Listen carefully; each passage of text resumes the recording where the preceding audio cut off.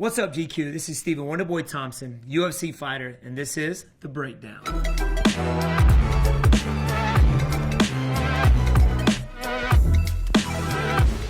First up, we have The Way of the Dragon. I've never seen this movie before. Oh, looks like some karate guys to me. 已经够了，瘦的，让我先来。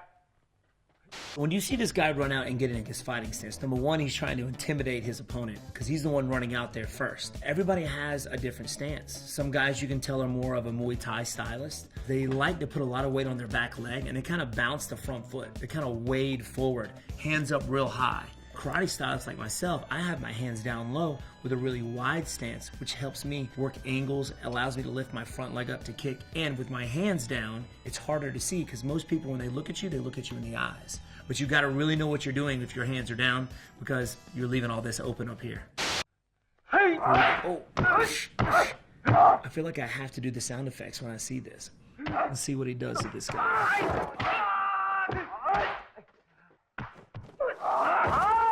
Oh, see, can we pause right there for a second? So that takedown was like a legit takedown. Right here, he actually blocked the technique and stepped in around the guy's front leg. Outside leg trick, taking the guy down and doing a little bit of ground and pound. And you actually see some of this in the octagon in the UFC. My man, Bruce Lee, baby. Look at his wide stance, his hands down low. Very similar to mine. Most guys have their feet a little bit closer together. It's harder, I think, to be able to move and throw your kicks with some speed. Oh, the stare down. I love it. Now, if you saw the guy in the white gi threw one kick, just to kind of see what Bruce Lee was going to do. When I step out in the octagon, I like to throw a technique or a feint to make my opponent think I'm going to do something. And how they react will tell me what I'm able to throw next. So Bruce Lee calculated, all right, this guy's going to come forward again. And if you watch, so instead of backing up again, he actually met him in the middle with a side kick, which is crazy. I throw side kicks probably 1,000,000 times in a fight. That is my jam. Side kick's my favorite kick for sure. If you watched, he threw that front leg kick and he kicked his hand. So what he's doing, he's setting this kick up, this round kick that you see when he kicked him in the face. He's getting his opponent thinking, all right, I'm just gonna kick you in the hand, I'm gonna kick you in the hand, and then he changes directions and he kicks him right upside the head. It was great. Oh, that was a groin shot.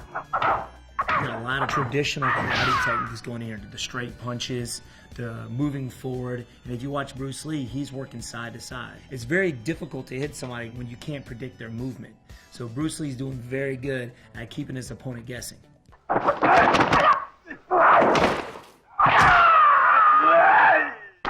I've never seen anybody get knocked out with a PP strike.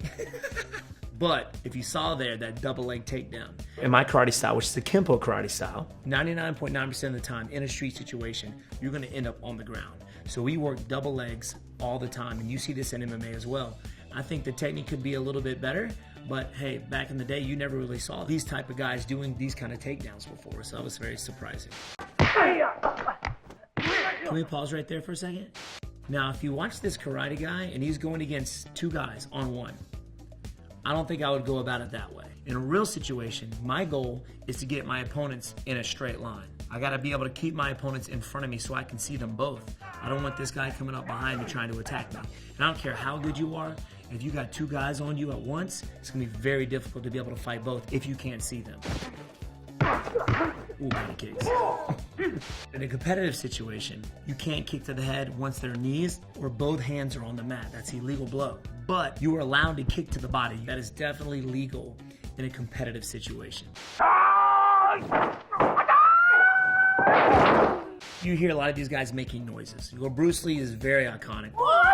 The noises. In karate, you hear a lot of karate yells or ki-eyes. Kind of sounds like, "Aya!" It gets emotional tint into your technique. If I were to go hit a bag and not make a noise, and then I go hit the bag and I key out real loud, there's a big difference between power and speed in that technique. So what they're doing, they're breathing, they're tightening their abs, they're engaging their core, which makes their kicks and their strikes faster. And you'll see it. I mean, next time you watch a boxing match or an MMA fight, listen to the noises they make. Shoo, shoo. If I could meet one person or even fight one guy, it would be Bruce Lee. And I know a lot of guys who've trained with Bruce Lee that are still alive today, and they said he was a true fighter and a true martial artist. You see the UFC, he predicted that back in the 70s and 60s. He knew all martial arts were gonna come into one, and now we have mixed martial arts. So I wouldn't be here if it wasn't for Bruce Lee. Up next, we have the Karate Kid. Daniel-san, come here. Mr. Miyagi. Show me sand floor. Sand floor. Daniel-san, he doesn't see what his master is doing for him. He's washing cars, he's painting the house, doing all these chores over and over again to build the muscles up in his body to be able to make that technique strong and powerful and actually make it effective and work in a real situation. Wax on, hot. Wax off, hot. Concentrate. See right here, he's doing the wax on, wax off technique, right? Very similar to blocking techniques that you see in fighting, in karate. What did I tell you? Same movement. The punch is coming at you, evading the technique. This is pretty much kata that Mr. Miyagi has Daniel-san doing here. Kata is a series of techniques that you do in a sequence without having an opponent or a bag to build the technique. When you're doing kata, you have to be fully aware of what your body is doing without looking at it. So I like that. This is fairly realistic, right? Sensei translates to teacher or instructor. Anybody could be a sensei. I mean, your mom and dad are senseis. They teach you different things every day.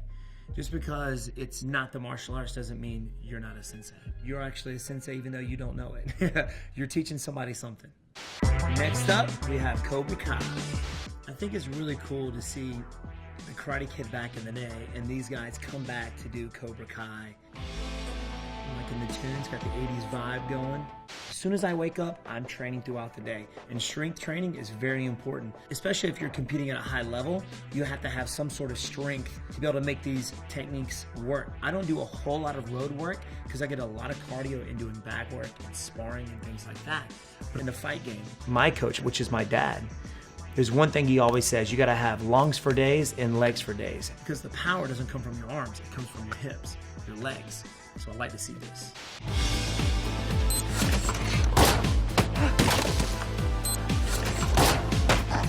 I've never had somebody shoot softballs at me, but I have had people throw tennis balls at me.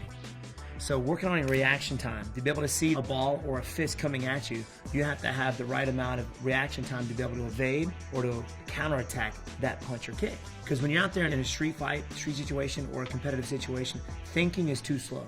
There's no tapping in karate. A rear naked choke done properly, it's very difficult to get out of. And once it locks up, you're done. It takes about 4 seconds to make somebody go to sleep. So I know in a street situation, if anybody grabs me around my neck, I think of that as a life or death situation. The best way to get out of it is to not get there in the first place. I would not want him as a sensei because he's beating the crap out of his student. But I actually spar some of my students as well, very lightly. They think it's cool that they're sparring with a professional UFC fighter. So now you're seeing him start to block these techniques. Over time, he's got this muscle memory down, he knows what blocks to use, and he's keeping his eye on his opponent, which is the ball. Before, he was looking at his instructor and was getting hit. And now he's keeping his eye on his opponent. Oh, what? That wasn't fair. You want a fair fight? Dream on. You can't always think your enemies are going to play by the rules. That is so true of what his master said. In a street situation, the enemy's not going to play by the rules, so you got to be ready for whatever. In MMA, mixed martial arts, your opponent could be a striker, could be a grappler, could be a wrestler. So it's my job to go out there and adapt to my opponent. And if you don't have that adaptability, you're going to be in some trouble. Next up, we have a scene from It's Always Sunny in Philadelphia. All right, stop real quick. I see this all the time. You get this high-level black belt on the mat doing these cool, crazy kicks, and then you look over and you see this kid or whatever trying to mimic what this high-level guy's doing, and they're just looking like idiots. Hi. Okay, now bow. Not to me, Karate Kid, to him. Oh. In karate, we always have a beginning and an end. We come to ready, we tension, and we bow. Now in Japan many years ago, that's how you greeted people. But when we bow, we never take our eyes off our opponent. As soon as you take your eyes off your opponent, that's when they attack. Fight! Block, point, Matt. What? Guys! Pause. There are different places on the body that you get points for. If I block a technique, I should not be able to get a point for that. A hit to the body, that's a point. A hit to the head, that's a point. Now, if I kick you in the head, that's 2 points. Certain organizations have different point systems, but that's usually how it goes. I got a point! He turned his back to his opponent, which I don't think is a good idea when you're competing with somebody ever. When I fight you, my goal is to try and keep my eyes open the entire time, not to blink. There are people out there that are that fast. I always look right here at the chest. And the reason I do that is because I use my peripheral to see the entire body. If I look at you in your eyes, I can't see your feet. If I look at your feet, I can't see your hands. So I look right here, center mass, and I stare. I've literally seen crowds get into it because the wrong person got the point. I've seen moms, dads fighting because their kid didn't get the point. It's nuts. So I can relate to this as well. Up next, The Matrix.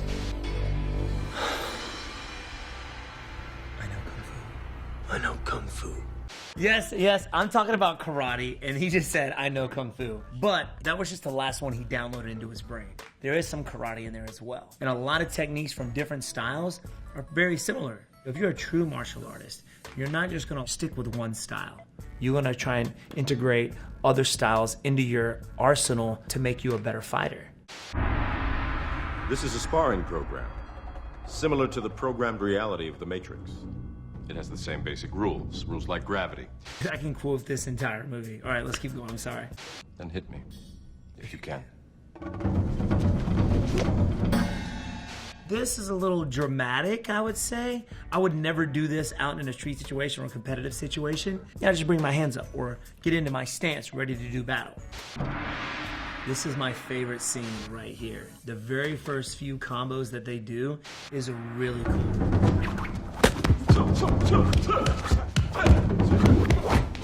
Both of these guys, they had gone through some rigorous training to be able to pull a lot of these techniques off. They were really trying to hit each other, and they were actually blocking with full force to make it as real as possible. I remember them talking about after the fight scene that their arms were so bruised and banged up. So that's why you see a lot of us martial artists do a lot of conditioning the forearms, conditioning the hands and the shins. Whenever I fight, guys will try and kick me in the leg, and I gotta be able to block that kick with my shin. And if it's not conditioned, it's gonna hurt pretty bad.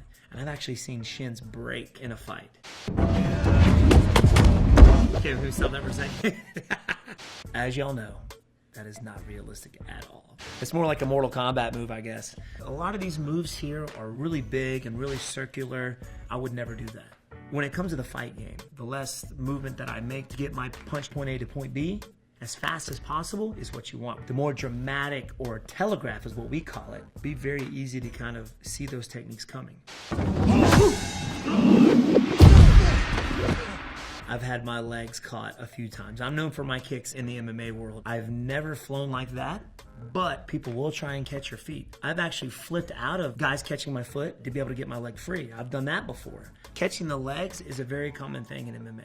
Now, if you watch, one guy is very calm and collective, and the other guy is very jittery, kind of spastic, which is Keanu Reeves' character. You want to stay calm. When you're relaxed, your techniques kind of pull off with more snap. You're more accurate. You're conserving your energy when you're out there too. And that's how I try to fight when I'm out in the octagon. With a spin back kick, I love that. It's one of my favorite techniques. It's a side kick with a spin. And when you spin, you're generating more power and more torque, which makes that technique really powerful. But you gotta be careful, because for a split second, you got your back turned to your opponent. So you gotta really know how to set it up for it to be effective. I wish I could jump that high and in slow motion.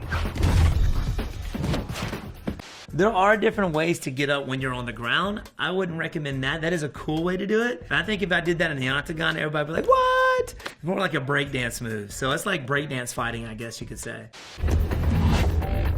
And stop right there. I'm just gonna say that's not realistic.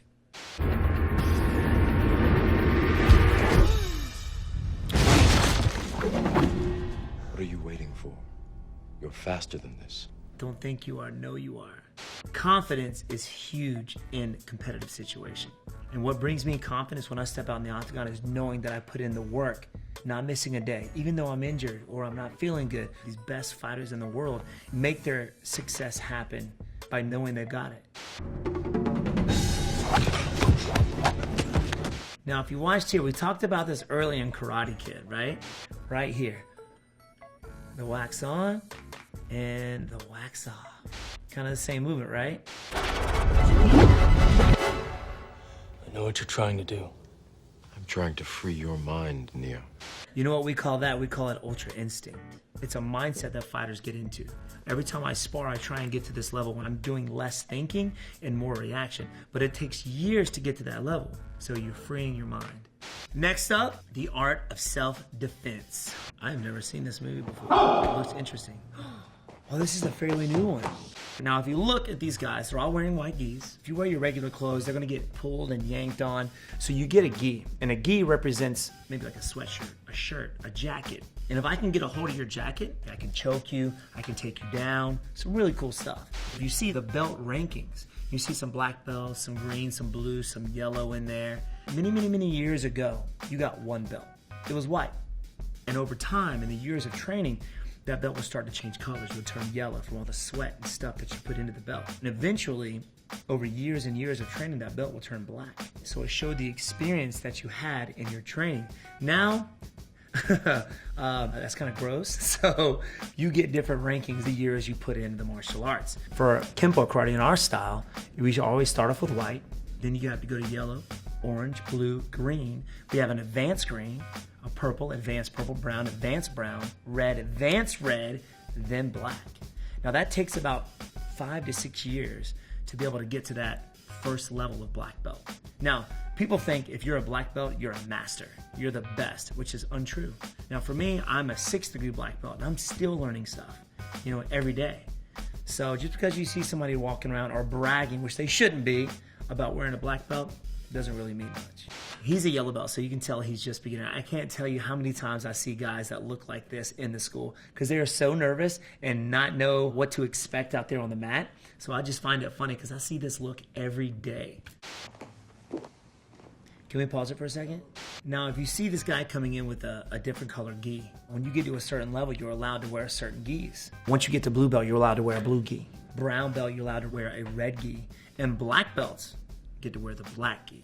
So you can tell this guy, when he walks in the room, they're like, all right, this guy knows what he's doing. He's probably a really good martial artist. So let's see what happens. Watch closely.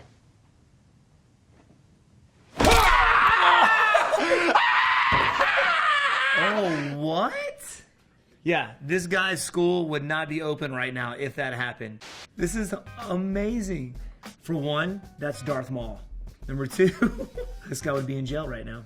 Let me tell you this, I've been to certain gyms where I've walked in on the mat and watched guys spar. They try and take each other's heads off and I literally pack my stuff up and walked out of the gym. Certain part of your body you can condition, but you can't condition the brain, right? And when you go out there and you see somebody getting knocked out on the mat, then it's like, maybe this ain't worth it.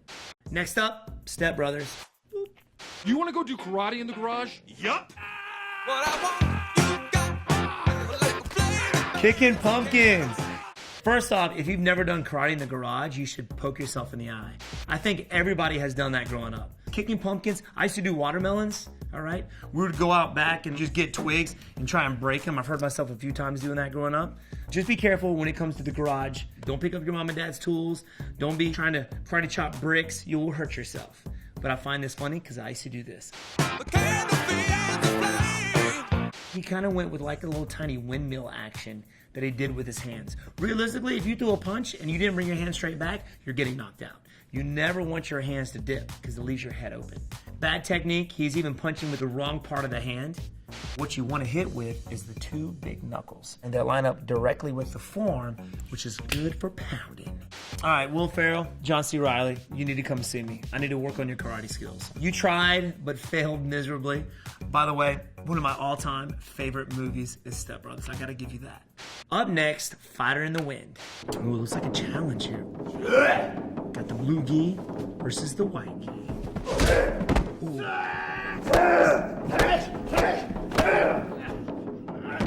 right there.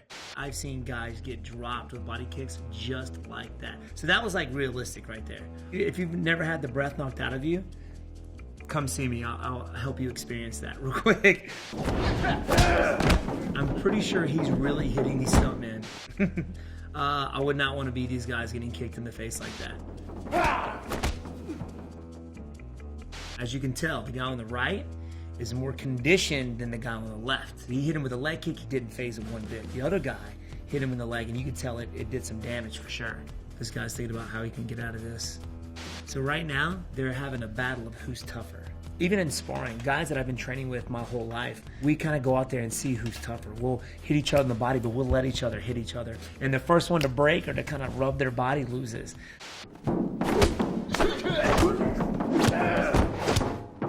Martial artists, they kind of live by an honor code. You want to fight somebody, but you want to do it honorably. Man to man, woman to woman, whatever. And it's always 1 versus 1. If you send in more than one person out there, that's kind of like, it's pretty cheap. Next up, Beverly Hills Ninja.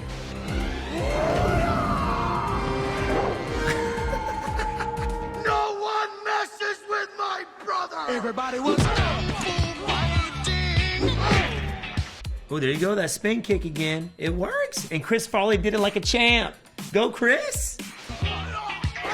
Oh, freeze. This is the first I've seen in all the films that I've seen so far, using something other than your fist and your feet to defend yourself with. In karate, we do things like that. We'll have classes to where, all right, I want you to pick something up at home, bring it to class. You can use that to help defend yourself. It could be a lunchbox or a shoe. Here, he uses his belt, which I think is pretty cool.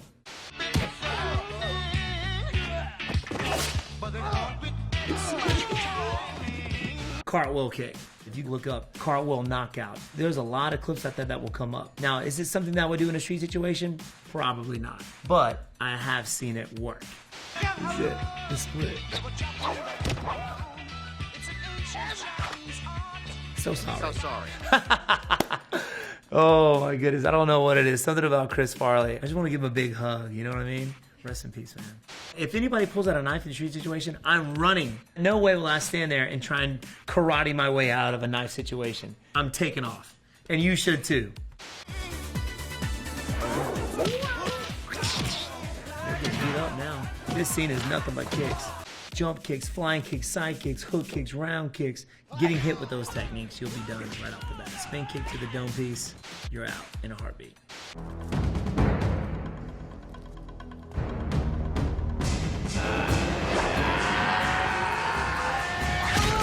See there?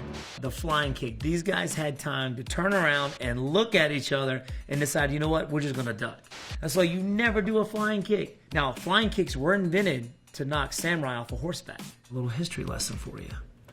Next up, one of my all-time favorite martial artists, Jackie Chan in Gorgeous.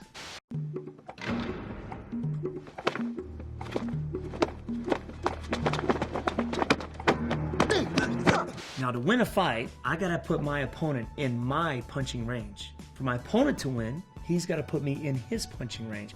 Everybody's striking range is different. I like to keep a longer striking range because I know I can close that gap faster than my opponent can. So if you watch here, the guy moves forward, but Jackie Chan is not letting his opponent get in his striking range. That's why he's backing up. Who knew that fighting can get so detailed? Now, do you see how these guys are moving, how they're bouncing around? Everybody has two types of movement when it comes to fighting.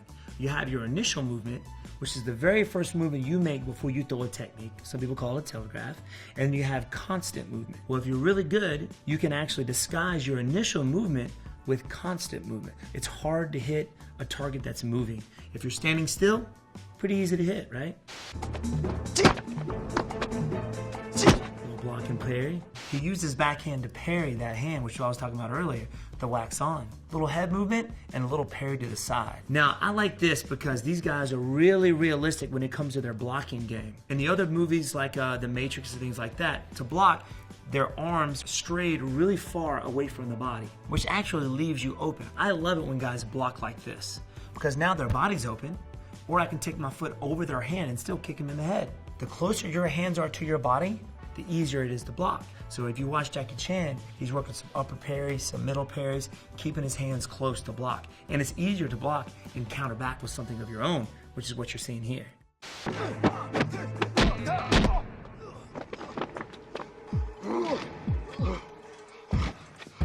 Wait. I have literally been in this guy's situation. I think the first person that ever made me see stars was my older sister. She kicked me in the head, and it's like these little lights popped out of my head, and I had to tell her to stop for a second, you know? That is a very scary feeling. Nothing you ever want to feel, to be honest with you. Now we're gonna start with the kicks. Ooh, freeze right there. Now that is why your shins have got to be conditioned. Keep it going, I like it. Ooh. That was a pretty cool combo right there. Pretty good. See him shaking that shin bone now? He's like, man, that hurt. Those leg kicks definitely hurt.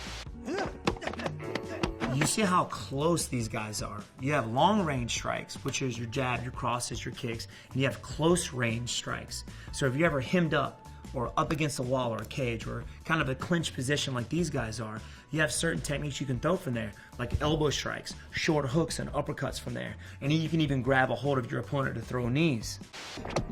Oh, here we go.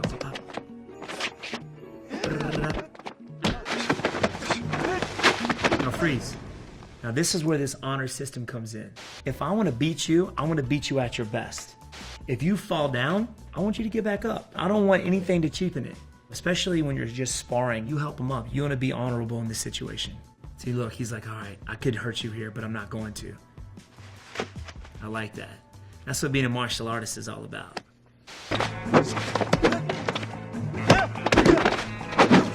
So here, they're making these techniques really dramatic because it's pleasing to the eye. You know, if I'm watching this is the kind of stuff I want to see because it's cool looking, but I wouldn't do it in a real situation.